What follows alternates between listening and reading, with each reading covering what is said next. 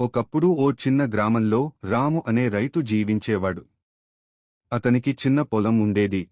ప్రతిరోజూ కష్టపడి పనిచేసి పంటలు సాగించేవాడు.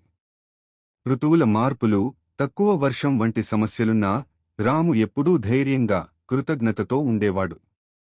ఒక సంవత్సరం గ్రామాన్ని తీవ్రమైన ఎండబారిన వణికించింది. చాలా మంది రైతులు నిష్క్రమించగా రాము తన పొలంలో బావి తవ్వాలని నిర్ణయించుకున్నాడు. గ్రామస్థులు నవ్వుతూ ఇది వృధా ప్రయత్నమని అన్నారు. కాని రాము శ్రమను ఆపలేదు. అనేక వారాల తర్వాత అతను నీటిని తవ్వాడు. ఆనందంతో తన పంటలను రక్షించడంతో పాటు పొరుగువారితో కూడా నీటిని పంచుకున్నాడు. అతని దయ, పట్టుదల గ్రామానికంతటికీ ప్రేరణగా మారింది. అందరూ కలిసి బావులు తవ్వడం, ఒకరికొకరు సహాయం చేయడం ప్రారంభించారు.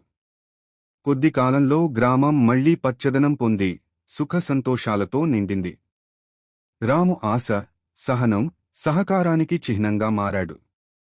అతని కథ తరతరాలకు ఉదాహరణగా మారి కృషి, నమ్మకం, సంఘబలం ఉంటే ఏ సమస్యనైనా ఎదుర్కోవచ్చని నేర్పింది.